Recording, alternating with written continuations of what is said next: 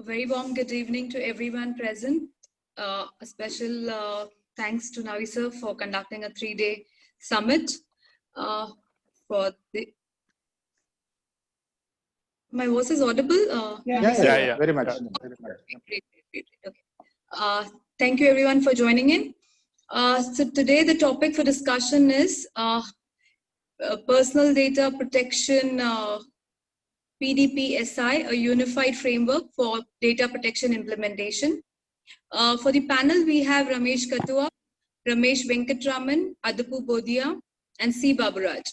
We welcome you all our eminent panelists for the discussion. Thank you, Navisa, for joining. I'll start briefly introducing our panelists. First is Ramesh Katua, brings in 29 years of insightful experience in engineering, information technology, and cybersecurity. During his career with reputable companies, GE, Global Technologies, HAL, and Satyam, now Tech Mahindra, has proven track record in establishing design and delivery centers across 600 plus headcount in each engineering and information technology area, and championed various organizational initiatives with trust in strategic planning and startup environment with strong focus on creating economic value, demonstrating unyielding integrity and compliance. Currently, he is advisor and mentor for startups in cybersecurity, privacy, currently working with NABARD and as CTO, certified as a CDPO in Module 1 and Module 2 from FDPPI2.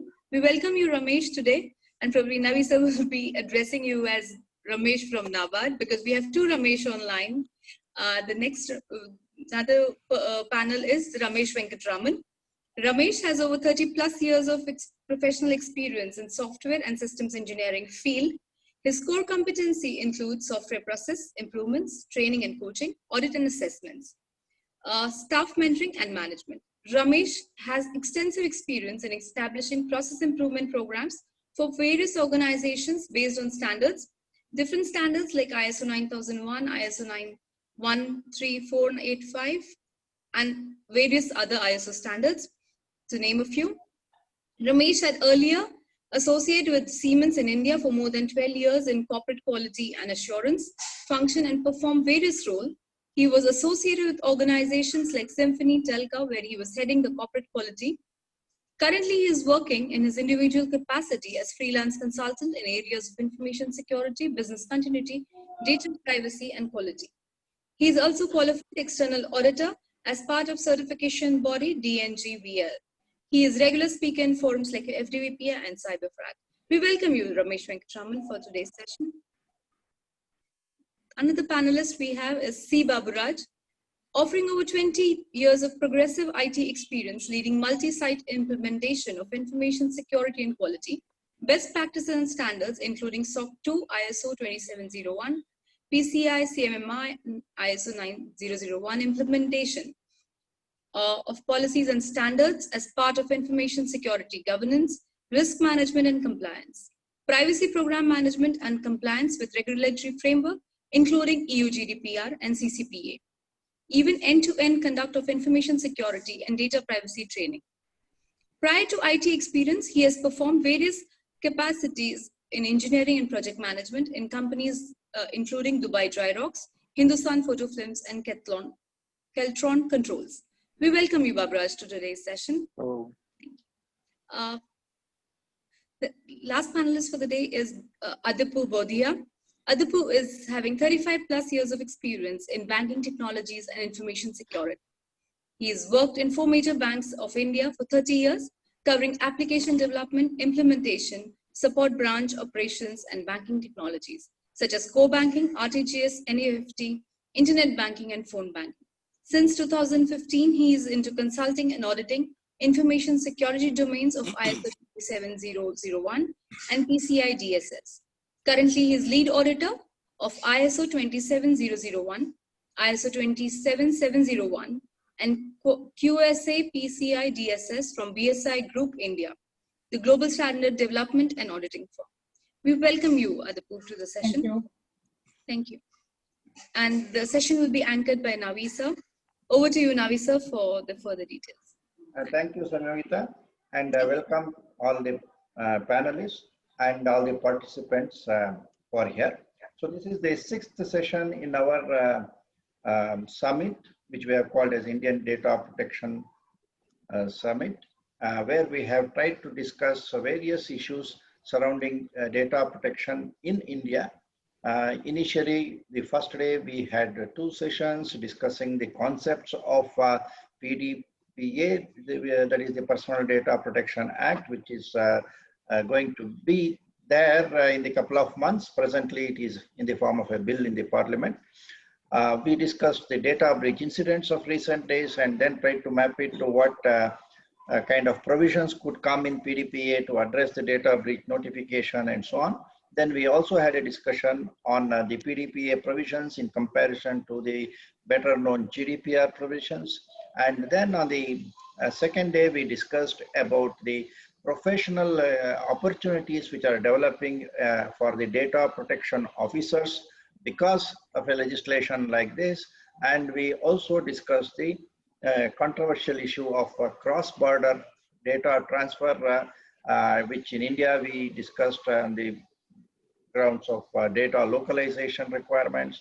And in the meantime, GDPR, we are having discussions on the standard contractual clauses, the so-called Schrems II judgment, and so on. Today, we have been discussing on 2 other important aspects of the data protection legislation of India. Morning session, we discussed the concept of data trust score, which is suggested the measurability criteria for the data audits. So we discussed various kinds of data audits and how data trust score system could evolve. Because this data trust score system doesn't have a precedence. You can't refer to GDPR and then talk about data trust score. When it comes to rights of, say, data principles or the obligations of data fiduciaries, you may refer to GDPR, you may refer to so many other 100+ laws. But when it comes to DTS, that is how to enable a score at the end of a data audit to be assigned by the data auditor. You stand alone. Say when you're on the top of Mount Everest, you are always alone. So like that, the Indian PDPA has spoken about a couple of things. One is this DTS, where you don't have a precedence. We have to develop, and perhaps we will be providing a guidance to other countries to incorporate that system. And in this session, we are coming to another interesting aspect, which of course we have a little stake in developing this concept called PDPSI, that is the Personal Data Protection Standard of India. Basically what we are trying to present to the market is that after looking at all these data protection legislations, particularly in a country like India, where one company tries to provide their data processing services to anybody in the world, we are often confronted with personal data in our system, which belongs to maybe somebody in Europe, somebody in USA, somebody in Dubai and Australia and so on. Therefore, when it comes to personal data protection laws, where each country is trying to have its own data protection laws and say, I want to protect the privacy of my citizens, therefore my citizens' data has to be processed in this particular manner. And even if it is processed outside my country, these are the extraterritorial requirements I impose. So something like that. And every data protection law is threatening the companies, saying that if you don't comply, you will be required to pay administrative fine of 2%, 4% of the global turnover, or in the extreme case in Singapore, 10% of the turnover as penalty, at least at the maximum level. So companies are little concerned. See, we all want to have a system where we want to protect the privacy of citizens, but I have my own legitimate interest as a company. I have to be in business to survive. And so I have to look at how I can continue to be in business and also to be compliant with the law. So we try to find out how we can remain compliant with the data protection laws. Now, there is always a requirement in the technical circles. They have been used to using some kind of a framework for compliance. So see, normally compliance has to be customized to each organization. Say, because the kind of data which is being processed by a company, normally it will be distinct, and the processes are different. If all companies were similar, then there was no need for so many companies. So each person has got his own software. My software is different from your software. So even if the end result of a processing looks similar, the processing always differs from company to company. So therefore, when we are adopting a data protection laws which applies to the way personal data is collected, it is processed, it is stored, transferred, and so on, the ideal situation is that a consultant, a data protection consultant, or a data auditor needs to customize the data protection requirements of a company. I normally find it very difficult to have one common platform. But what is happening is today in the corporate sector, we need to have at least a sort of a foundation which is common, and over and above that, we try to add whatever is required additionally. So there is always a search for a framework for compliance. And in fact, when it came to information security management system, the ISO standards provided us a very elaborate system of controls, and many companies found it very convenient to adopt these controls as defined and be considered as compliant at least to the certification requirements of the standard. In cases like HIPAA, where the regulatory agency itself prescribed what they called as standards or implementation specifications, compliance with those specifications and standards meant compliance with the law. Okay, so compliance with the law is slightly different from the compliance to an ISO kind of a standard, which is a best practice for the purpose of certification. And many times ISO certification is part of a broader legal compliance. If you want to be compliant with Information Technology Act and call yourself as ITA 2000 compliant company, then maybe one of the tools which you use is the ISO 27001, because it pertains to the security of information from the point of view of confidentiality, integrity, and availability. So we are all used to using such frameworks. There have been other frameworks also like COBIT, which are quite good, management-oriented frameworks as compared to ISO frameworks, which are more technology-oriented framework. In HIPAA, we have got the high trust kind of a framework. So there are various approaches to building a framework, which is essentially a set of guidelines for the people to look at it as a template and then build upon that. So in that context, we have been discussing that if a company in India is processing personal data of multiple countries, then they are subject to laws such as GDPR. And in India, when it comes with a PDPA, we have PDPA also to be simultaneously taken for compliance. And in case you are getting personal data from USA, California, you may have to be CCPA compliant. If you are getting it from Brazil, you have to be LGPD compliant. If you are getting it from Dubai, maybe DIFC compliant, Singapore, and so on. It has become a fancy for countries all over the world to pass their own data protection laws without considering the difficulties it creates to the management of a corporate entity which considers data processing as its main business. And today in these days when we say internet doesn't have boundaries, I sit in one place and try to do business with the globe, the data protection laws is indirectly bringing certain restrictions on the expansion of business. So we are trying to see whether companies in India can try to develop a more easy to use platform or say framework so that they can be simultaneously compliant with multiple laws. The search is for a unified system of compliance framework. Otherwise, ISO came with an innovation called 27701 for privacy. BS 10012 was earlier the introduction for privacy protection.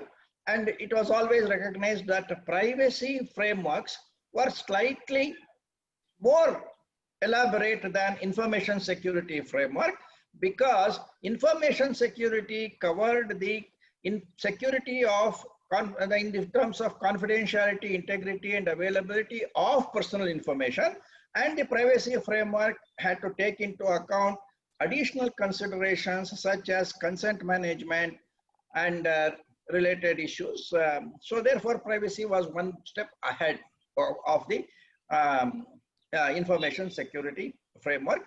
ISO came up with 27701, but that was a GDPR compliance kind of a situation. So we were on the search for something better to be implemented in India. So this particular PDPSI is one such solution.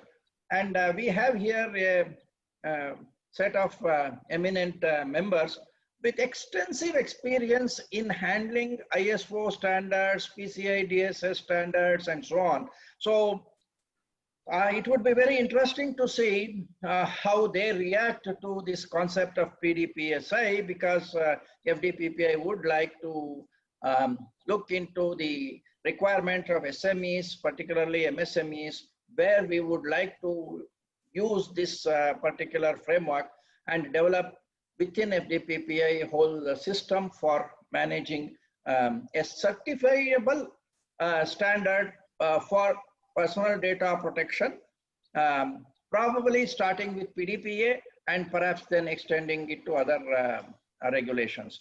So we would like to go to the panel now to discuss more about this. Maybe I should start with Ramesh Kauta. Okay, now the question I would like to take to him is that while there are so many frameworks such as your COBIT or even NIST framework for that example, for that reason, now how do they actually relate to the requirements of compliance of personal data from whatever perspective you have at present? Please let us have your views. Then we will go deeper into the PDPSI. But in general, how does this existing frameworks fare in terms of PDPA? Tomorrow, if I ask you whether PDPA compliance is covered in NIST framework number so and so, is it possible to identify a particular framework? Or whether COBIT will be sufficient for that or something? Let us have your views, Ramesh. And Nabad Ramesh, yeah. Sure. Thanks, Navi. I think thanks for actually setting up the background for the discussion. The elaborate background, what you explained, kind of speaks the need for the PDPSI itself. I actually kind of go back to my experience working with the MNCs and multiple standards. One of the challenges seen there is when we work for a particular region or a country or a location, one of the challenges, they don't understand the requirements of other side of the table or a coin. So while we are working from India and servicing to them and there, when we say that we need to complement or apply to these laws, no, I'm not talking about your Indian organization requirements. It's my country, my requirement. So why do we need to be comply with it? Now that becomes an operational challenge, which actually brings up, if I don't comply to the Indian local laws, then obviously I'll not be able to do the service and delivery to my own client. Though it could be a what called captive center or a service center, whatever is requirement done, then I need to be kind of be compliant with that more specifically. Otherwise, I am liable and I cannot do business from the area where I'm servicing it.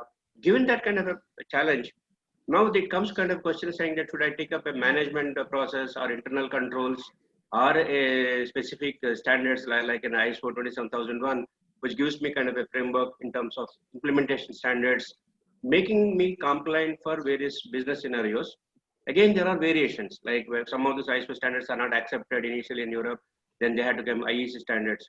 So as an organization, I had to undergo a lot of struggle in terms of training, having multiple standards, but different kind of levels of kind of compliance requirement, which actually puts a lot of pressure on the organization operations than service delivery.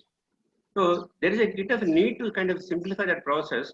While we need to be compliant, I think nowhere in the process we say that we don't want to be compliant, or we kind of ignoring any of these required standards.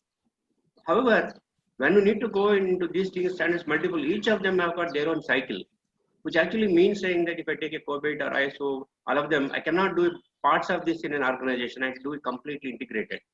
So when I go to management and I want to do this particular training or maybe certification, I need to be compliant. They say that, okay, you are wasting time, or maybe there's a lot of process, you're adding more of a bureaucracy, or trying to create delay.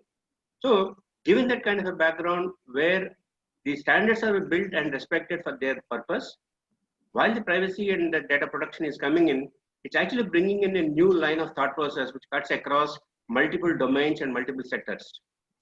So the sectoral kind of things will stand for particular area for operations, but the whole of compliance when requirement comes up, it cuts across all of them with a marginal variation in some of those domains and places.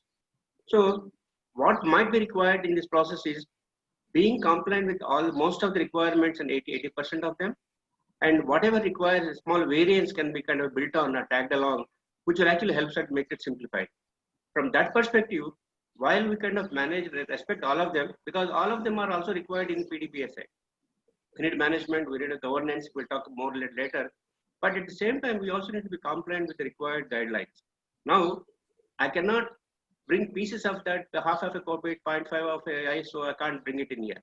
Given that kind of a situation, a whole integrated approach, which simplifies and can be adopted easily across domains, across verticals, so that I can become a compliant. When I really say that, I can say that I have a PDP as a certified, which means saying that I'm kind of complying with 80% of them. Might be I need a kind of a delta or variance requirement, which you can always go back to that.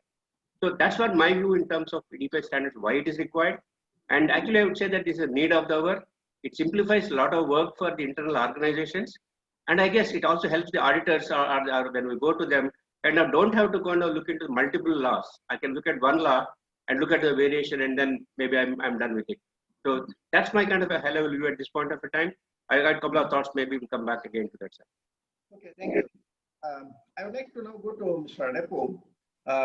As a person who is experienced in implementing various ISO kind of audits, now how do you react to this situation when I ask the question whether ISO 27001 compliance, can it be considered as deemed compliance of PDPA? You remember that when section 43A came, somewhere the discussions went to the direction where there was a view that being certified under ISO 27001 was a deemed compliance of section 43A. Though people like us never agreed to that kind of a statement, that was prevailing in the industry.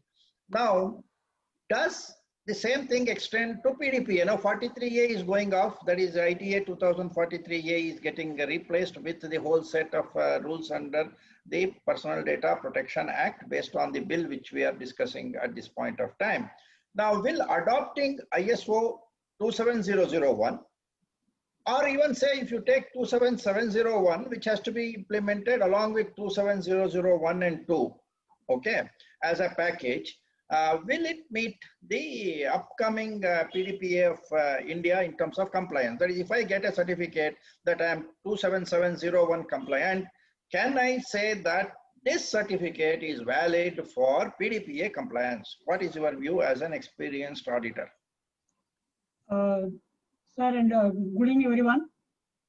From my experience with this as auditor and a consultant and implementer of the ISO 27001 series defense security standards, including the recent last year's 27701 PAMS, I don't think in the current form of or PDPA bill, what is there in the parliament, are not going to make any of these certifications or implementation, including BS 10012, not going to sufficiently address the PDPA requirement, because if we look at the various provisions of our PDPA bill, particularly PDPA has defined different category of arm to the data principle. What is the arm going to happen for various data principles in an elaborate manner, which even not there in the GDPR also. There is one point where is a very critical for the personal data protection. Second is our PDPA bill at the present form. It is defining some 6 different personal data items. One is financial data, genetic data, health data, and personal data in general, sensitive personal data, and children's data. So these are the various complicated situations in India as per the PDPA concern. And as you initially mentioned, data trust score is a altogether new concept. In global level also is a new concept, which is a key pillar of the PDPA. And the other point of PDPA is consent management. This is another new concept which has come in the Indian scenario. Apart from this, there are a number of regulators like RBI, SEBI, IRDA, and Telecom, TRAI. So these are regulators also directing respective organizations to follow the data security of the consumers in general. Apart from the last 2 years, and we see a lot of debate and discussion on the data localization aspect, particularly from the RBI point of view. Financial data, payments data localization is a key emphasis from the imposing security as a whole in the interest of the consumers or the people in India. So these are the aspects which are going to give a totally new dimension to our PDPA compliance part. Even though anyone have PIMS or ISMS or BS 10012, not going to meet this PDPA provisions. For example, now let us take the global GDPR. Even though GDPR came into 2.5 years back, today there's no any of the European Union not told this is a standard you follow, get it certified, and there you are complying with GDPR. GDPR being such a evaluated, well thought, developed standard or a law for the majority of European nations. Even today, there is no certifiable standard for the GDPR. So that being the case in the real world, as around in our domain, now our FDPPA championing for this PDPSI is well ahead of the advanced thinking from our professional community side, developing a framework to meet the PDPA specifically, and in general to the majority of the global legislative requirements from the various countries like Europe and America, Singapore, is a well thought process from our PDPA from a standpoint. And the community and particularly Indian businesses need to take this PDPSI framework in a very serious look. We need to contribute, and we need to invite whole vertical communities from various industries to part of this and contribute their part to so we can strengthen this framework what we are now in the development stage. That is my view, sir. And none of the certificates are going to meet PDPA at this particular moment. Thank you. Ramesh Venkatraman, you are coordinating the activities of FDPPA as far as the PDPSI initiative is concerned. Now, my question to you is that say when GDPR draft was made available from 2016, it was not until 2019 that BS 10012 at least was released, and 27701 came later than BS 10012, and 1 or 2 companies have started using that, and we still do not have full experience of how it turns out. Fine. Now, in GDPR, as Mr. Adepus said, the codes and practices could have been used to define a standard within the GDPR without relying on the ISO. They did not do that for 2-3 years or now the 4th year. In that context, Indian Personal Data Protection Act is yet to come. We are talking of only the bill now, except that we are also saying that since it is an extension of ITA 2000, that is PDPA is going to be an extension of ITA 2000 because 43A is removed. At the same time, it is being replaced with another full act. So legally speaking, we can always say that PDPA is a continuation of ITA 2000. So there is a seamless integration of PDPA to the existing law. Existing law had something called a due diligence. Now that is being replaced with whatever is there in the PDPA. But still the act is yet to come, and probably after the act comes, there will be time for a DPA to be appointed, and then rules and regulations come. So there will be another 1 year. So 2-3 years before the time, well, in GDPR, it was common for ISO organization to come in 3 years.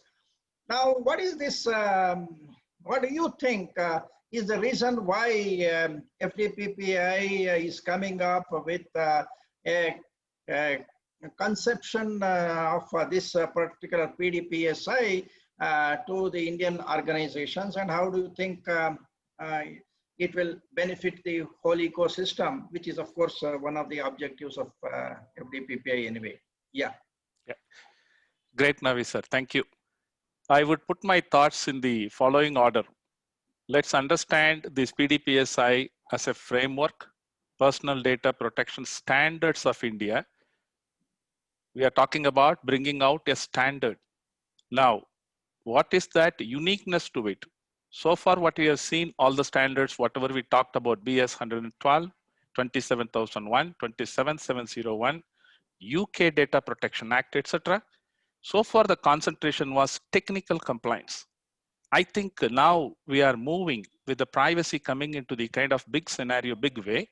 We are looking at 3 important factors: legal, behavioral, and technical.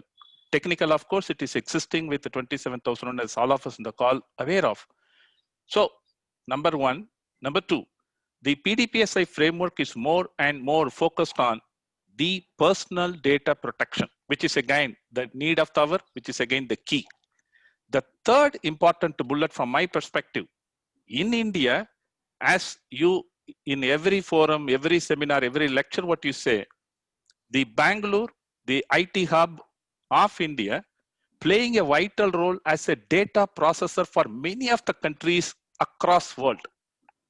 This may not be the kind of situation for other countries, for example, European Union or in US, where they need to worry about only their law implementation, adherence at their level. But here, we being a kind of player to the multi-organization, multi-country level, it's always a better kind of a proposition to have a kind of framework which could be generic and which could address the many of the aspects of different laws, etc. I think, in my opinion, the kind of work what FDPPI is doing is unique in its kind. It may be at a very primitive stage at this stage, no doubt about it, but the thought process, the concept what we are trying to bring in to have a generic framework, and hence the organizations in India, where obviously they need to implement the PDPA once when it becomes a law, probably in the year 2021, February, as everybody claiming to be. Number 2, this framework will also help that organization to cover the other expectations, like let it be GDPR or CCPA or DIFC or etc. as we go along. And interestingly, the kind of framework what is available at this stage, the kind of mapping what we have done, I can confidently say it is beautifully sitting with the kind of expectations of the technical controls of 27001, 27701, also the GDPR kind of etc. So, and I really appreciate at this point of time the PDPSI framework. Let's also understand it is not talking about only the kind of, we are trying to address the organized outside the laws. In India, it also addressing the ITA 2000 and 2008 Act. It is also addressing the BS 112 requirements. It's also addressing the principles of GDPR, what we talked about, consent to data subject access, request to, etc. The technical controls with respect to your access control to background verification, check to, pseudonymization. and to encryption. Well thought about it. And this is also addressing some of the other components like let it be Aadhaar Act, or it could be a sectoral guidelines, what we have at this point of RBI and SEBI. So from my side at this point to conclude, I think this kind of framework is the need of the hour for the country like India, where, as I started with, we are playing a kind of multiple roles. Yeah, may not be the situation of outside. Now, question comes in that, hey, is this really equivalent to something like ISO? Is this equivalent to? No, I don't think we need to worry about. We need to have some kind of anxiety at this stage. The point is that we really go ahead in terms of addressing these components and give the assurance to ourselves and to the organization and at the country level, and saying that, yeah, this is the framework which would really help in terms of setting up the infrastructure quickly. And also, I liked your question, the last bullet, what you had asked, saying that after GDPR coming into picture, the ISO came in the market in 2019, almost it's 2.5 years. Believe me, today, I think FDPPI is in a very kind of good situation. Even the PDPB, great that I'm using the word PB, it's in the build stage, but we are ready with the framework.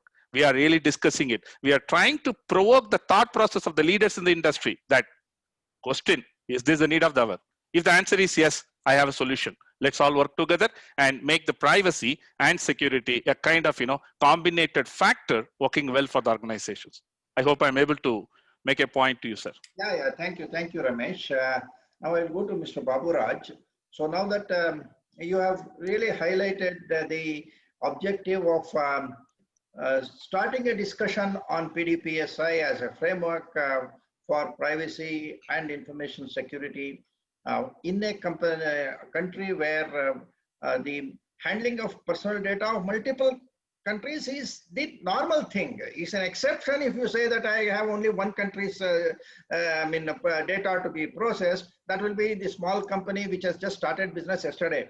The moment you have an application, you try to market it to a couple of countries, and because of the other advantage, perhaps we are able to get such business also. Maybe we will have competition from Philippines or something like that, but still India continues to be a big data processing center. And now whatever advantage we are slowly perhaps losing to countries like Philippines and Bangladesh, perhaps we may regain if we have a PDPSI kind of a framework where our services will be not only economically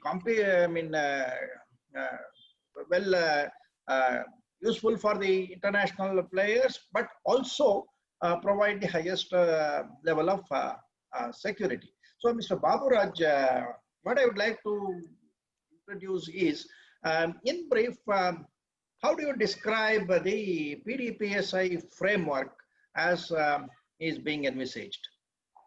Sure, sir. Thank you very much for this wonderful opportunity. I'm glad to give an overview of the framework structure, basically, on how this has been envisaged.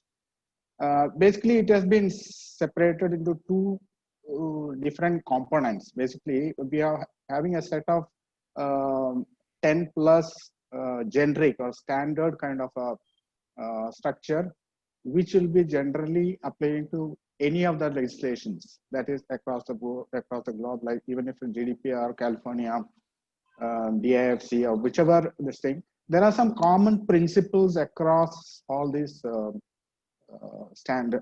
these regulatory requirements. So those things, what we did is we made it into one bucket, and that we'll call as 10 or 11 standards, correct? And these 11 standards can be categorized into other categories, like it can be board level requirements, right? It can be law based. Even if I'm an organization, which all laws are applicable to me? Is it GDPR only? Is it PDPA? Is it CCPA? So law based scoping is a very important step as far as this framework is concerned. So that is the second thing. Third thing, I think we already covered in the morning session. We are talking about the trust score and other measurability aspects, right? That is a very important thing for the robustness of the framework. So we brought measurability as one of the major things. Privacy by design, that is already there. would have heard about in GDPR is their implementation charter. That's an important thing that's coming up, because that gives a roadmap for the organization to give towards the compliance of various laws across whichever is applicable. Of course, we have to provide a certification for the organization, so that becomes another thing. And the backbone of the or the most important, predominant implementation requirement would be classification of data. So that is going to be the starting step, and that's going to be the ongoing step, right? So these are all important aspects. So these are all fall into various technical controls, of course, policies and procedures, training, all this comes into the generic set of things. Now coming to implementation area, it will be like for each of the standards, we'll have a set of implementation requirements, be it for a board level, we might have various roles and responsibilities. There can be audit policies, there can be data disclosure. It can be a number of other policies, around 40 to 45 implementation specifications or guidelines, we can say that way also.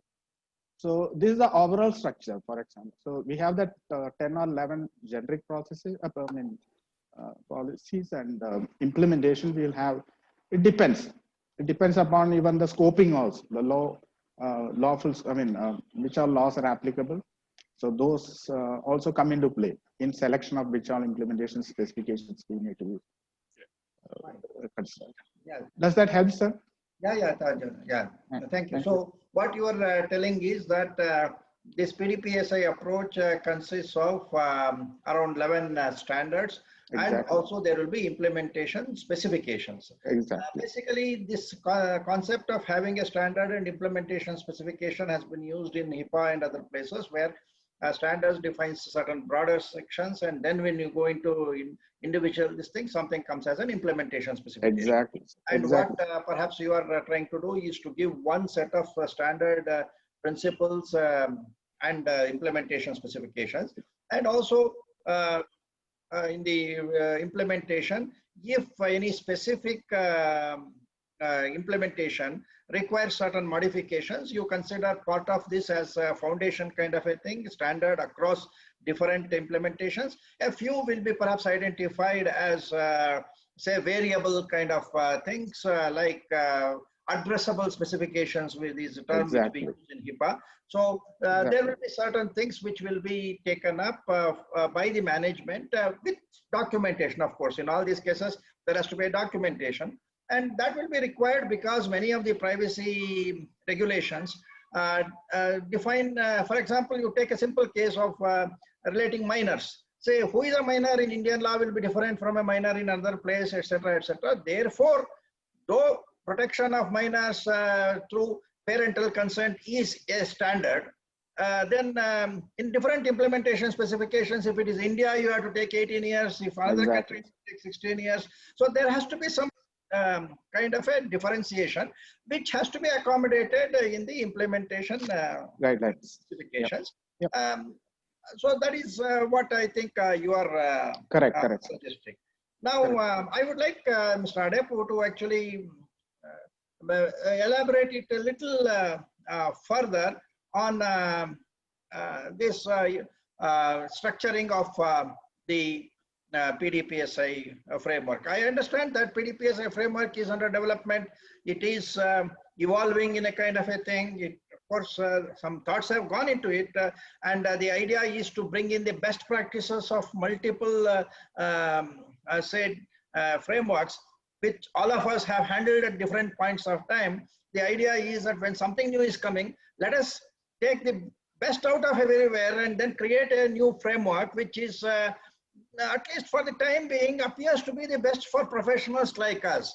And hopefully, if that means that India is going to give to the world a new system of framework, so be it, because we always talk of Atmanirbhar kind of a situation, and we need to actually look at breaking grounds without hesitating, like say being only a follower. There are always certain countries who would be only followers. They cannot be leaders. Say if somebody has to do, I will follow. Okay, it may be Dubai also, we don't know. Did that GDPR do it? We will follow. And UK also has become like that.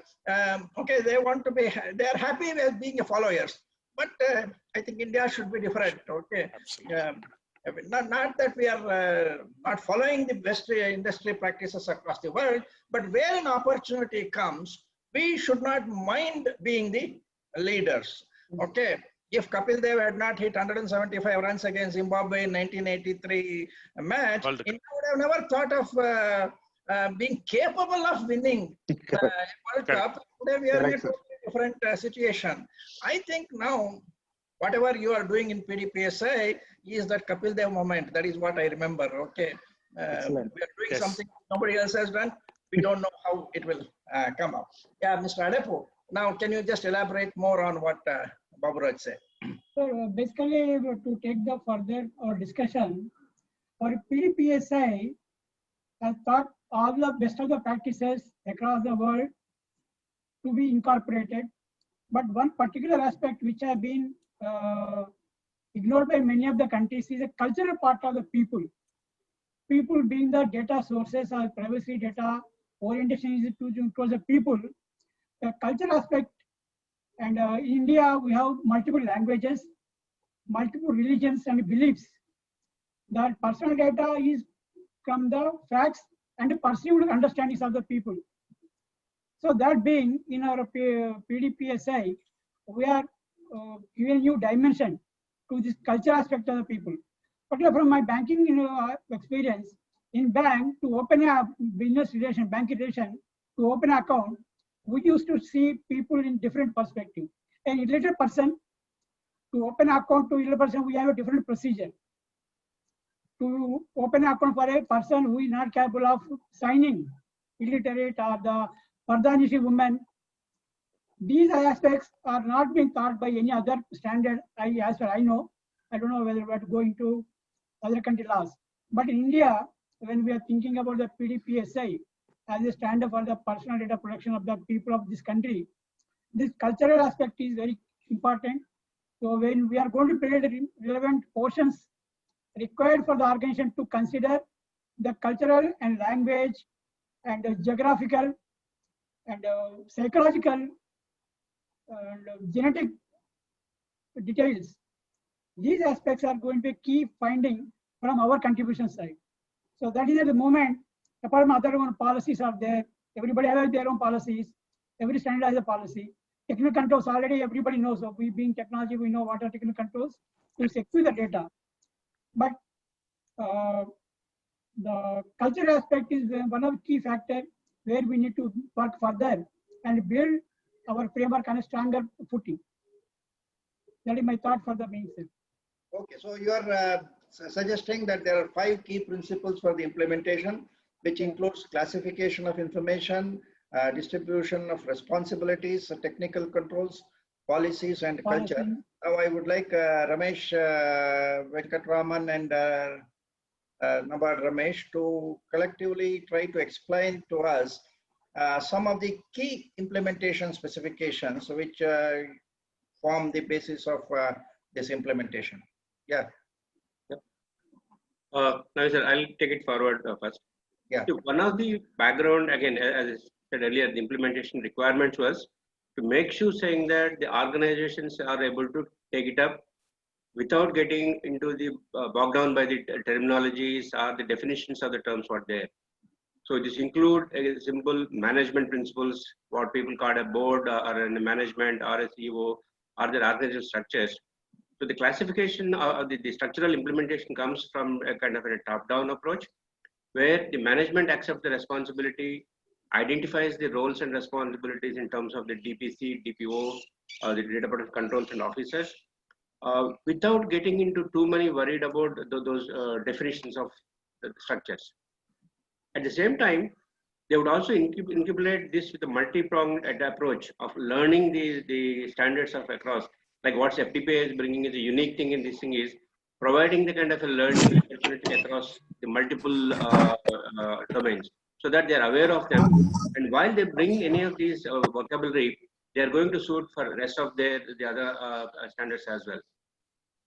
And the definitions of the HR and some of the principles, business associates, are being included upfront in the process, so that when they define, and as you referred, the internal controls requirements, and when the data collection is happening at initial level, who will own it, defining the owner part of it, those are the things coming up in the structure, so that as this rollout is happening, the definitions of who owns it and how it kind of handed over, or who will form the kind of internal gatekeeper also will come in place. That way, the distribution of work is going to go across the organization than kind of going into saying that, okay, there is only one auditor who will take the responsibility and then do held on, will not come in the way of operations.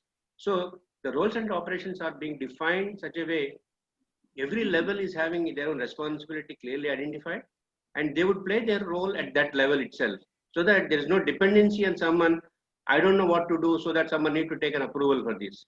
So that approach is kind of been taken away in PDPSI, which otherwise is not seen in other structures, because they're all required to come and top down, and maybe unless it is recorded or there is a resolution done, it's difficult. But here the definitions, roles and responsibilities structure is being predefined, which allows the bottom level of the organization to own the responsibility of data production and take it forward, then kind of implementation. That's the highest level of a bigger change in this process, which simplifies the implementation and distributes the responsibility of this organization across the board. While there's also flexibility and a kind of a structure, so that there's no misuse of the kind of a power as well.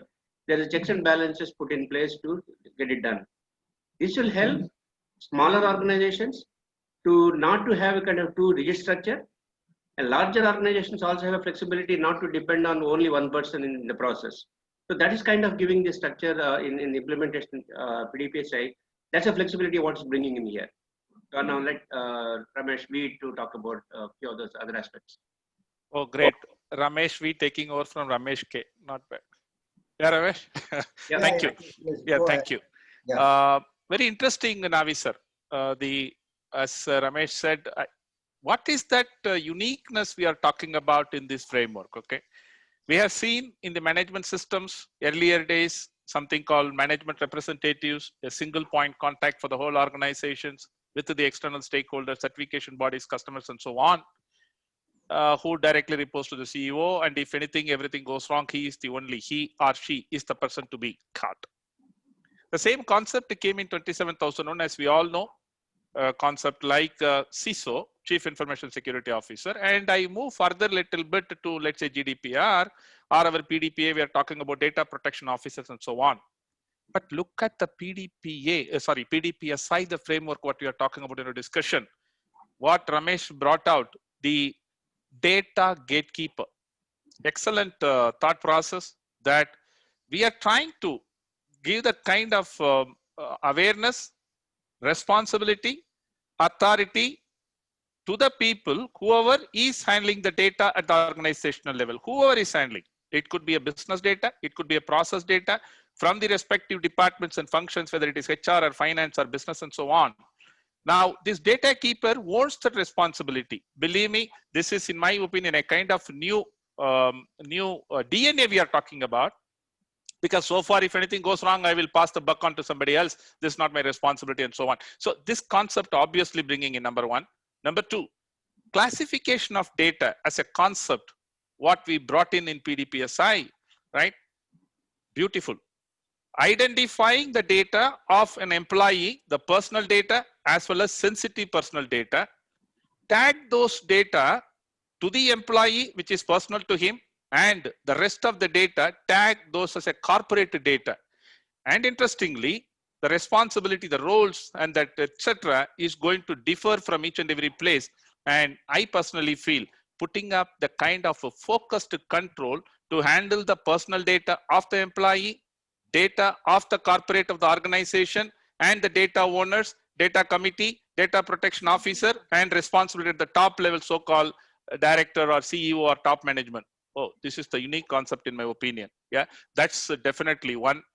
Two, obviously this standard is also mapping very well, as I said in my earlier discussion, that any of the kind of, big best frameworks if you wanted to align, because tomorrow that question should not be there. Hey, you work in a kind of, separate island, it's not working well with organizations and so on. Obviously, we have probably taken care that the 5 important verticals we are talking about, top management involved, middle management involved, human resource activity, the function is involved, businesses coming into picture in terms of handling their business agreement with their respective customer. I'm talking about probably the data gatekeeper for their data of their customer at their level, yeah, and IT plays a vital role. So if I had to map it little bit with respect to 27001 or 27701, the 114 controls plus 49 controls of a data process organization or a data control organization, oh, it's beautifully well integrated, well aligning to the needs of the organization is what I would like to say.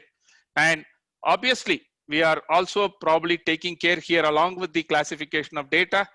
The risk assessment plays a vital role. Privacy by design, the concept is already built in, yeah, which is the mandatory stuff even in our PDPA. Along with that, we are talking about data auditor from the PDPA perspective. Our process, our PDPSI framework is well aligned in terms of having that particular role in ensuring that things are going well. So I think overall, if I had to summarize, the kind of framework, what is needed from the different perspective, handling the different functions within the organization, let it be HR or IT or business, top management, training comes into plays a vital role, because we need to educate people that you are responsible for your own data, as you are responsible for the businesses and your customers so far, because the businesses have never had kind of, responsibility of the data. Even today as an auditor, I'm sure Adipu will agree with me. When we go to an organization asking for a simple backup plan, they immediately look at the IT department. You look at a restoration, they look at back to me, like an echoing question, what do you mean by restoration? Yeah, those kind of things we are talking about. So the PDPSI framework, in my view, bringing out beautifully the concept, and I personally feel that this will be able to coordinate well with the other frameworks, whether it is ISO or GDPR, sir. Yeah. So actually, both Ramesh have actually brought out 2 important USPs of this particular system. One is the classification, another is the distributed ownership of responsibility. Now, in terms of classification of data, we are also trying to put into that classification system the applicable laws, because we are talking of a unified framework. When we talk of a unified framework, I have certain sets of personal data in my data center. Right. Now, probably if I have got 1 million data sets there, out of which, let us say 50% belongs to GDPR stake, 20% belongs to the PDPA stake, another 10% to something else. Now today, all that is actually put up in one single data center, and the hope that if we are compliant with GDPR, we will be compliant with everybody else. Since that is not feasible, the next level of option available to us is have multiple, say, operational centers, put all the GDPR in one operating center, the other one in another, and kind of a thing, which will also work. That will be okay for large organizations which can sustain independent data centers for each of the different stakeholding data sets. And it may also be good from the perspective of Section 37 notification, which you may ask for from the DPA under the Personal Data Protection Bill of 2019. Now, in smaller organizations, it may not be possible to have different silos, different data centers, and put it separately. But technically, if you can tag a particular data set in the database and put the, this applies to GDPR, this applies to PDPA kind of a thing, when you write whatever commands are there to pick them up for further processing, it comes along with the particular tag of a country. And therefore, you can write rules of how to process that based on that particular law. For example, if the column contains age and you are pulling it up from a GDPR country, then your system will know for 13 years I may have to treat a different this thing, 16 years I may have to treat it differently. If it is associated with the PDPA, then up to 18 years I have to consider them as minor. So that software will be able to easily understand that this application of a particular process control applies to this particular thing. For example, if you have said that up to the person attaining the majority, the person's current parental consent is acceptable. Now, on the day he attains the date of majority, the parental consent becomes ineffective. You have to ask for new consent directly from the person. But when does that software trigger this request for a new consent? That depends on the particular date, which is either 18 years from the date of birth, or 16 years from the date of birth, or 13 years from the date of birth, depending upon whether the tag of applicability is PDPA, GDPR, maybe one of the countries, or something like that. So that is how this classification system, which includes one component of the applicability of the law, will enable this whole process to be one single unified system. This is definitely a USP, which will be definitely more useful for smaller organizations, because they will have only one data center, everything will have to remain there, no additional cost. But internally, you will try to ensure that your processes recall that particular set of data which is relevant for a particular processing requirement. Now, this distributed responsibility is actually one more revolutionary thought process, which also, it so happens, appears to be very ideal for this work from home situation, where all our earlier concepts of information security, where you have a logical controls, physical control, and the CISO being there, and your network is very robust, and you are one of the several employees sitting in an organization, and there is a firewall which is controlling our outgoing data and incoming data. But today what is happening, these 500 employees are in 500 different locations. Each of them are using their own laptop and desktop, and one person is coming from Airtel network, another person is coming from Jio network, and the same network is being used by his wife in another room, and his son in another room. Maybe sometimes even laptops are shared. So this whole concept of the information security at the corporate level has been threatened with this work from home situation, and the original rules are no longer getting applied.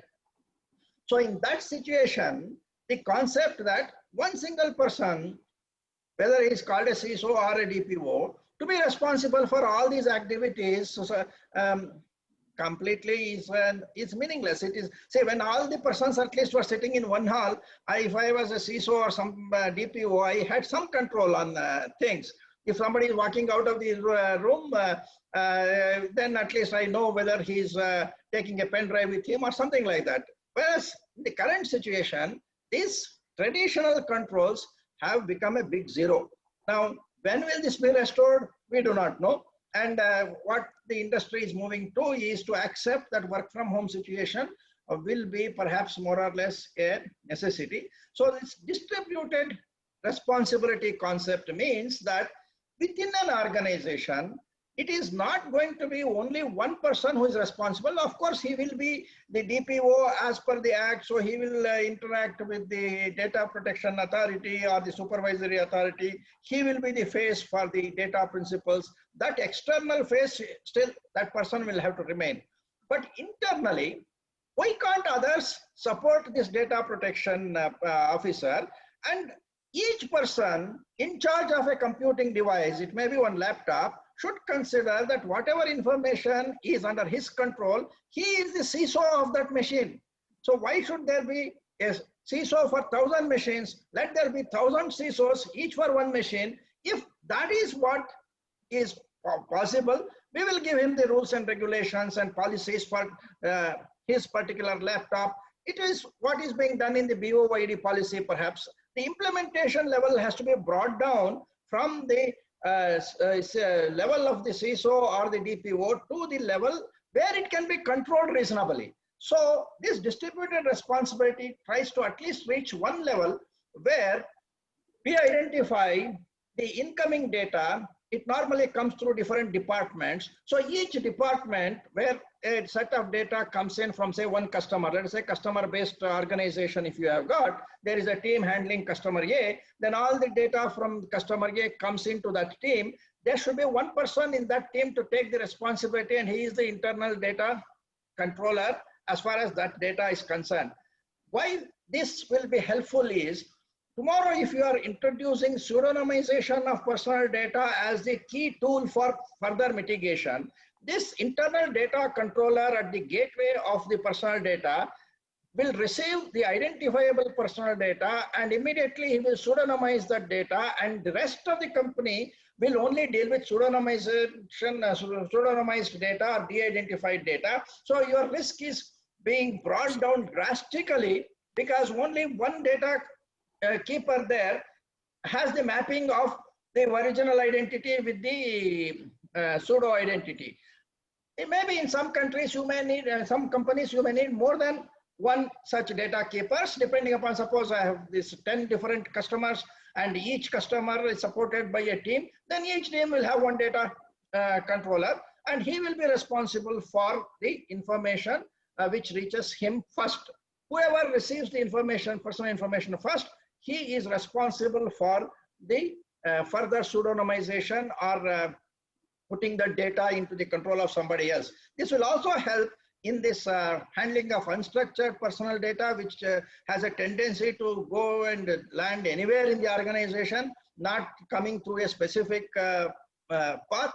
And if there is a recognition that everybody is a CISO in his own right, in a particular limited context, then if I receive an email from somebody which has got personal data, then I am the data controller for that. I am the CISO for that. It is my responsibility to immediately take it out of my laptop and deposit it in whatever repository which is there. So this kind of possibility of, say, managing the personal data at the level at which it can be controlled, rather than theoretically saying that let us have a DPO by designation, he is responsible for everything. It is not going to work, because I know that everybody will be happy to be designated as a DPO, but when I also talk to them that then this is your responsibility, people will walk away from that responsibility. It should not happen. So that is why the entire organization needs to be prepared to be the controller for data protection laws or the information security. Then we really will have a culture in the organization where everybody is equivalent to the person having the highest level of knowledge. Maybe still he will be restricting to one laptop. There is no reason why a person should not be taught enough to say that whatever you are doing, you are accessing only one application from your desk, your laptop. Try to know how to control that particular thing. Okay, if you are remotely accessing, ensure that you don't have any ways of leaking out or something like that. So this distributed responsibility is one key element which Ramesh has told, and this classification is another key element. I feel that these two are good enough to be the key points on which this can score points over any other framework. Okay, now having discussed these two USPs, now let us go back to, say, Mr. Baburaj, in terms of say risk assessment or something other than what we have discussed, classification and the distributed responsibility. What are the other features you see in this PDPSI? Yeah, you are on mute. Yes, sir. Yes, sir. Sorry. Basically, I think we covered that classification.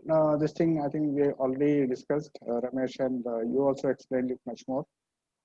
Risk assessment, I would like to touch upon a little bit more, sir, because that is very interesting subject. See, as a framework, risk management is an integral part. End of the day, it is a risk based approach only. Risk-based approach, the forward-looking process, right? So that risk-based approach is there in ISO 27001 also.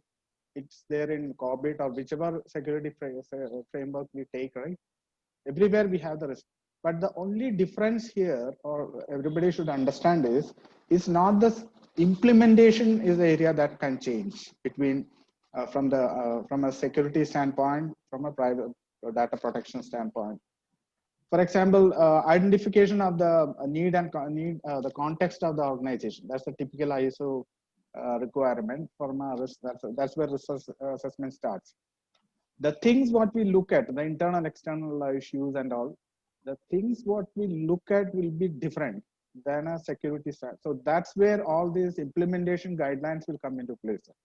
Like, for example, if you're looking at the risk related to ISPs or risk related to theft of a device, encryption, all this, right? Whereas here, the focus will be slightly different. For example, here we'll be looking at the risk related to compliance with the regulatory requirement. For example, what are the retention timelines? As we discussed, what is the minor age? That's a requirement, right? Or that varies from regulatory regulation, 16 years, 13 years, right? Anonymization techniques. What are the different anonymization or pseudonymization techniques used? What are the risks related to anonymization techniques? Cross-border transfer. That's again a high risk area, especially in recent times we have that huge US privacy shield getting invalidated and all. So there's a kind of compliance or regulatory compliance related risk all over. So I feel the focus of the risk management process would be the same, more or less the same. For example, the identification of the risk, the categorization, analysis, treatment of the risk, residual risk, etc., etc. So that and all will be the same, but only the implementation nuances will be different. So that is one point I would like to add here, sir. Okay, okay. Adepo, you would like to say anything more? Sir, here one more aspect we need to see. Communication part, communication internally, externally, and the whole in the whole personal data scenario, the very critical controlling part is communication. Who has to access? Who has to communicate? When? What? In what form? How long? This is one more aspect to our we are going to address it as a protective measure for the personal data aspect. Anything else, Ramesh? Navi sir, I would just to add here, along with the regular, like, what we talked about, access control, encryption, pseudonymization, yeah, these are all regular, we need to really take care.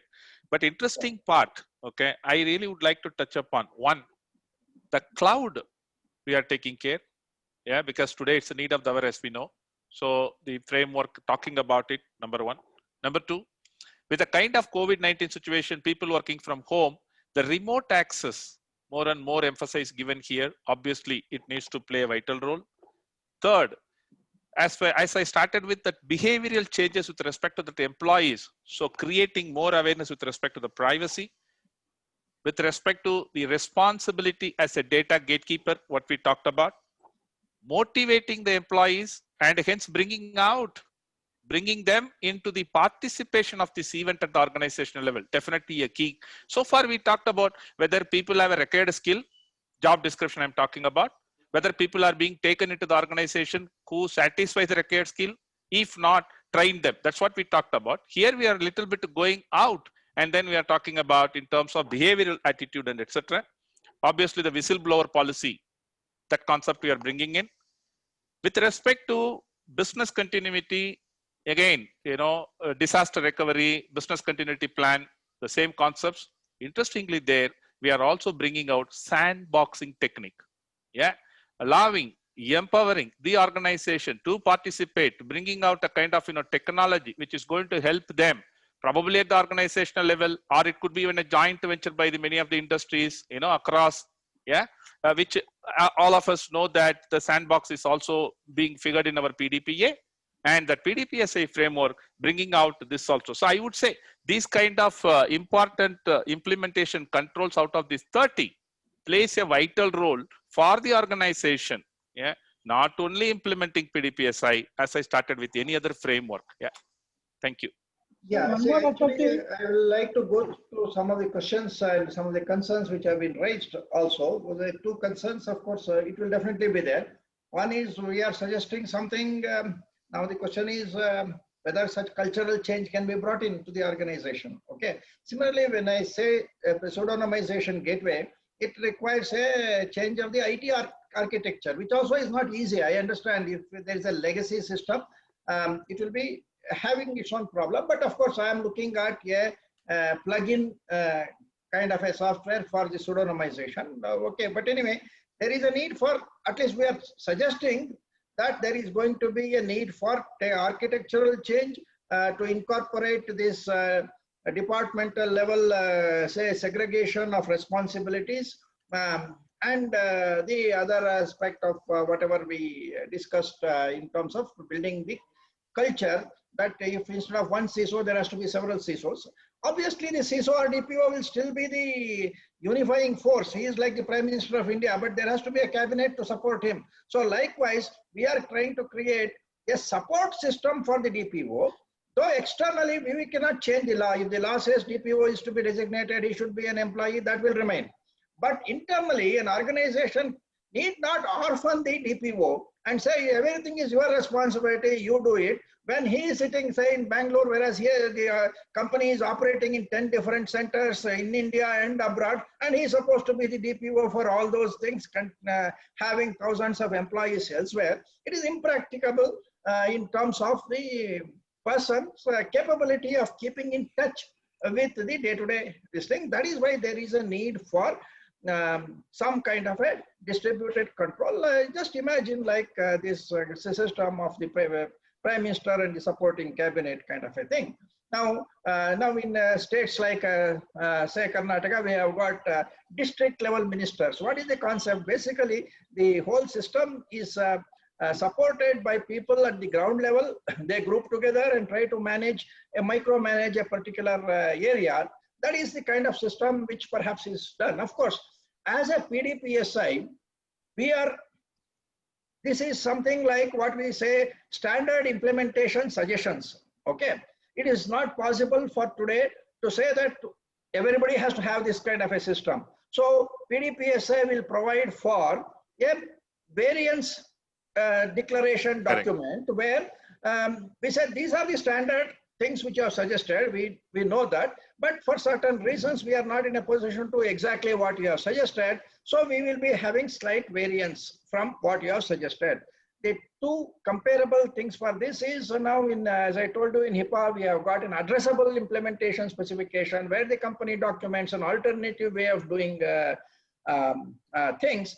And even if you take the Companies Act, we sometimes have the Articles of Association, a standard form which is there in the Act, and the company can adopt something different.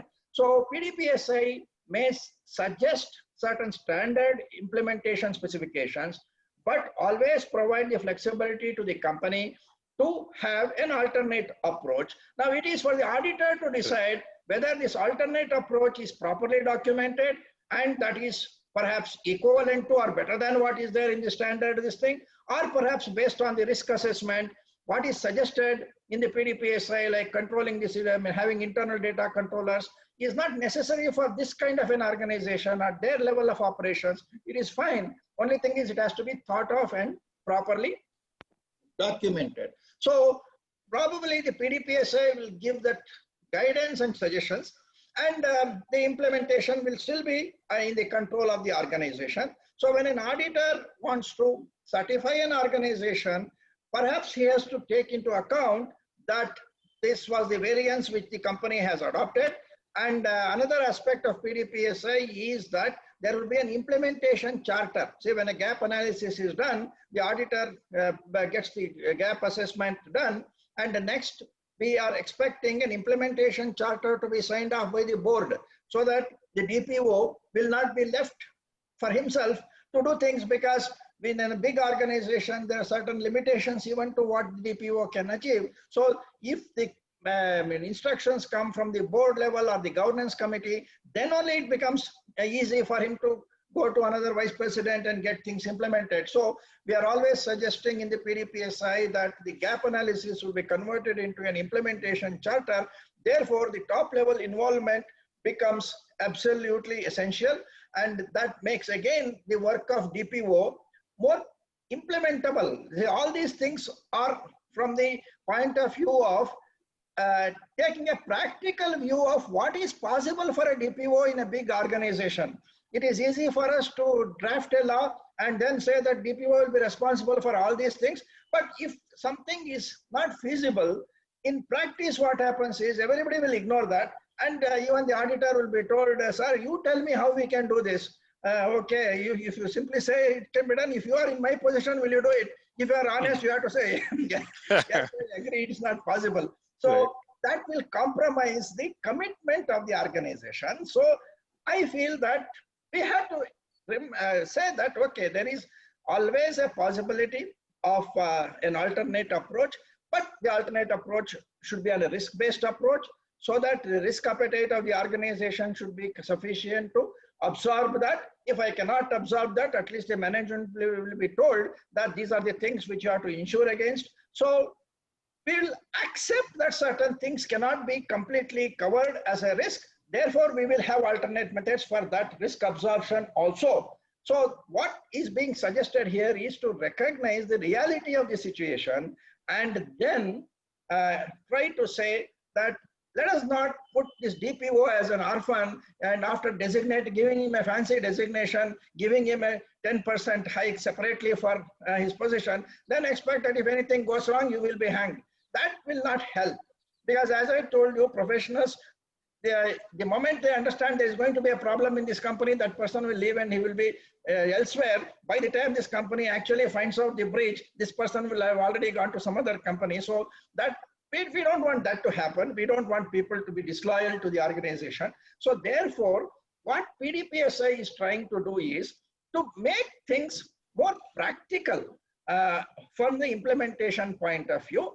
And some of these suggestions may still be refined. It may still require refinement. So there are specialists who are listening to this, and they may have their own doubts. I'm sure they should have doubts, because they're implementing certain things, and maybe concepts cannot be fully explained in 1.5 hours like this. But the approach of PDPSI is to have a framework which recognizes the practical requirements of a data protection officer and the organization to have proper kind of implementation, not just go blindly that, okay, here is a framework, have a checklist A, B, C, D, E, then you will always get correct answers. We have all done audits many times. You know, in the heart of hearts, you are not perfectly satisfied. But anyway, the company is giving a declaration that, yes, I have this, I have this, I have this. We also accept it and issue a certificate. That is why, if you look at all the data breaches in the recent days, whether it is Dr. Lal PathLabs or Dr. Reddy or anything, all of the companies are ISO 27001 certified only. Not because there was some defect in the certification system, but if the certification system is not practical, then we are trying to expect certain things which will not happen on ground. So what PDPSI would like to do is to ensure that compliance is achieved in the best possible manner, so that if still there is an uncovered risk, the company can take a decision how to cover that risk through insurance and other things. Now, if you don't recognize that, you will have a perfect report saying that all risks are checked off. There is no zero risk unabsorbed. It is easy to have that, but tomorrow when something goes wrong, you would have not even thought of insuring against that. But at least if you recognize that the whole risk, I was not able to cover 100%, last 10% I had to leave. That 10% at least, let me see how I can cover it, either by risk avoidance or by risk transfer, or in the worst case, I will have to take it on my company. So that is, I think, one of the special features of this PDPSI, more at the ground level. After all, FDPPA is an organization of the professionals. We have to see what is the practical difficulty at the operational level. It is not Right. from the top we are imposing something, okay? Instead of that, we have to see what is possible and try to make the top understand this is what is possible. So beyond this, I will not be able to have 100% risk coverage. Who will be able to say 100% risk coverage? I will do only 95%. Other 5%, let the CFO take care of covering it as his liability. So that kind of honest approach within the organization is what PDPSI will perhaps promote. Okay, so these are some of the questions which I think Mr. KG Iyer and others had raised. I'm sure that this is something which we will be debating several times. In fact, FDPPA is going to have our next training modules under the Certified Data Protection Professionals, which includes an audit module. In that audit module, perhaps we will discuss much more about this in a closed environment of professionals, and we will try to arrive at yes, something which is workable. We are going to have a system of developing lead auditors for this particular system. See, whatever is done under PDPSI is not at cross with any other system. So whatever is done here, it will meet the other standards and try to do something more. And if that something more is still less than 100%, we have to say that we will also mature over a period of time. And over a period of time, perhaps PDPSI will be significantly better than others. Until that time, we will be happy if it is incrementally better than the other systems. I think we should be reasonably happy. So people who are otherwise trained and proficient in ISO, PCI DSS, they are the people whom we are going to retrain them with this additional PDPSI kind of framework. Hopefully those people, when they actually go out to the industry, will be able to satisfy the industry that whatever they are doing is mapped, as Ramesh was telling, it is mapped to various things, so we can satisfy the company that don't worry that when I am talking of PDPSI, I'm not like giving up something else which you are more having a greater confidence. Fine, you have got the confidence. I am telling you that those things are all addressed, but maybe I will still call this as PDPSI framework because I am doing something more. At least I believe that I am doing something more than the other framework. I'm sure the industry will accept this logic as we go along. It is our responsibility to create such professionals and a certification system in which FDPPA will have some kind of a control, because we are talking of a DTS also here, because measurability is there. So auditor will have to come back to the certifying agency, that is the FDPPA, and say, I audited a particular company and this was the DTS I gave.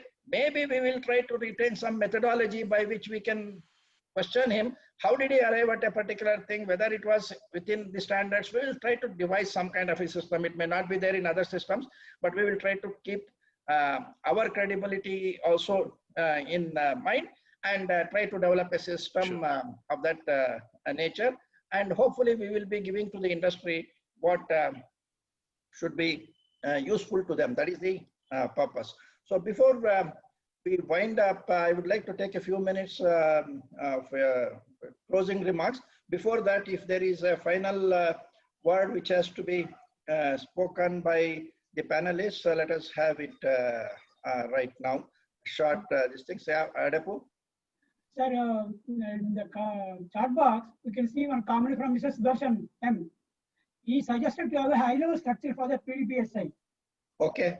So that should be on the top of the structure. Below that, we need to build the components. That is the one. Okay. We say the standards and implementation specification more or less try to address a similar approach. Okay. And sir, as you just now said, now the PCI DSS, the upcoming version of the version 4, is going to give an option to the organization to implement any control as they want it. There is a suggested standard. There is an implementable standard. So actually we are also suggesting that some kind of a flexibility, because context-based implementation is ultimately what is to be done. We cannot say 100% what I say only should be implemented, because the company may say my company is different. And if the auditor is satisfied to some extent from the second level of controls, he may try to agree. Okay, so we will build that kind of a flexibility. Yeah, What I Mr. would Bob. say is, now the international standard are also moving to that direction where there is a different structure. There is an option also for organization to demonstrate same level of control or the same level of security. Okay. Yeah, Baburaj, your final word. You are on mute. You have to unmute and then speak. Yeah. Sorry, I was on mute. Yeah. So basically, very interesting and a lot of knowledge sharing around this session, and hopefully we covered end to end, right? And mostly end to end, maybe a 10,000 or 20,000 feet view.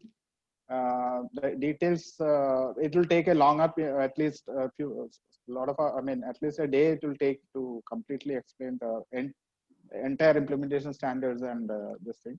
But generally, one concluding point here is, if we have a system already, for example, if we have a ISO 27001 based ISMS or something, this can go on top of it with some tweaking to the policies and procedures, because the focus is getting changed.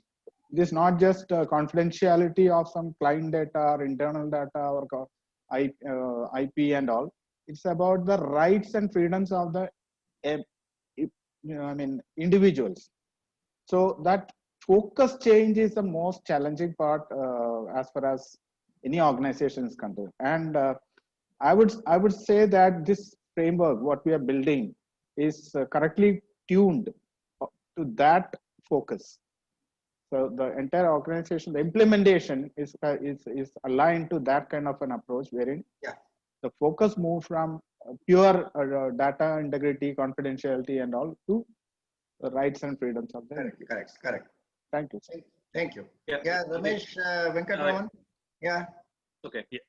Yeah. I'll take it first. Yeah. Okay. Yeah.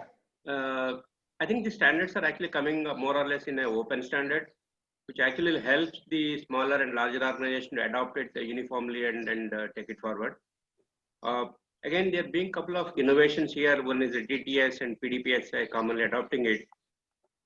The DTS and the PDPSI together will be leading the organization to be more compliant, because again, as someone was asking the question, what will drive the PDPSI adoption? Mostly the DTS. So at the end of the day, when I get a score, that kind of drives me. So the integration, the tools, what we're trying to look at it, will bring up a common approach so that both management and employees as an organization adopt this as a culture, which will go a long way in their way to do the business more specifically. It's not just for the score, it's more to the business. So obviously that will help them to adopt it quickly. Thank you, Francis. As Mr. Venkat, Ramesh. Sir, there was a kind of, point came up. Would it be possible for this kind of cultural changes? Can it be brought in? Okay.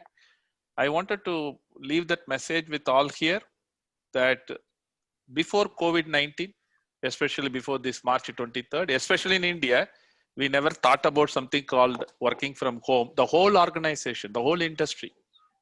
The working from home concept probably came in starting from 2005 middle, I remember, but your boss needs to bless you. And people used to crib, he is getting, she is getting, I'm not getting, and so on. And we used to hear from everybody across saying that, no, it is impossible. We cannot track people. We don't know what they are doing, especially in the kind of BPO sectors. Yeah, there used to be something called secure ODC. Customers will not agree. Today, the whole world is beautifully sitting at home and working. So this is probably, I'm trying to conclude it saying that the need of the hour will help you and me to push ourselves to meet that kind of situation. And I'm sure and I'm confident that PDPSI will drive all of us towards that direction. Thank you. Yeah. Thank you, friends. Of course, within the limitations of the 6 sessions over the last 3 days, we have tried to actually raise the interest levels and knowledge levels of Personal Data Protection Act with all the people. I hope the professionals, at least many of the professionals who are not earlier with FDPPI, should appreciate what we are trying to achieve here as an organization dedicated to the cause of the personal data protection in India. And I am not sure, I am of course now a veteran. We can say that I have been in this field for so many years. I have not seen other organizations which have in a short span of 2 years have achieved so much as far as the personal data protection standard is protection is concerned. Though I am part of it, and I am not saying this as something to highlight my contribution or something like that. There are more than 115 professionals today in FDPPI, and each one of them brings enormous experience into the field. Maybe I may have a different viewpoint than Ramesh or somebody else, but ultimately the aggregation of all the professionals who have constituted this, because this is an organization of the professionals. Please remember that that itself makes a difference between this organization and many other organizations which are top-down organizations. This is an organization of the professionals. Each one of us have got a lot of experience in our own domain, and if we are prepared to bring that experience into a common as usage platform, what we are trying to do, then and we can achieve harmony. Of course, if we start fighting with each other, then we will not achieve anything. But if we can harmoniously blend our experience, we will be able to create an organization which is much better than anybody else, because we are not here from the motive of, say, investment. I am not coming here and say I have invested 5 lakhs in this company and therefore I should be the managing director kind of a thing. Every one of the members here is there because of their love for the Personal Data Protection Act. Maybe different people will contribute differently depending upon their time, energy, and the opportunity. But the very fact that these are individuals who are constituting this organization is itself a positive feature of FDPPI. And of course, I am not at all happy with 115 members. I am actually looking at 10,000 members in this organization or something of that order, okay? But everything has to start somewhere, and we have started. And I would like a larger community of data protection professionals to come and join this as a movement. Look at this as a movement. This is not a company or something like that. This is a movement. And we have to ensure that nobody talks of India in later things that India doesn't know privacy, India doesn't know privacy protection. Those things should be of the past. And we should say that we know, and we also know how to do it, kind of a thinking. And I hope all the people, both who are already inside our organization as well as people who are outside, will make this organization grow big. This was a great opportunity for us in the Bangalore Tech Summit to also have this Indian Data Protection Summit coinciding with these 3 days, where the industry people are thinking of learning something. See, when a major event like this happens, people are looking forward to BTS to learn something, attend some seminars and kind of a thing. So we are trying to ride on that preparedness of people to learn, to spread some information about the data protection related things. Otherwise, you know, in FDPPI, we are having weekly Jnanavardhini series. We are having knowledge sharing on a continuing basis. We will continue to do that. So friends, please join hands with us and then ensure that FDPPI grows into a really very useful organization for the country. Yeah, thank you from my side. And then Sanyogita, you want to say anything? I would definitely like to say, Navisa. Thank you, Navisa. India Data Protection Summit 2020, a 3-day event, comes to an end. Enriching session, leaving all of us with so much learning and insights in the field of data privacy and protection.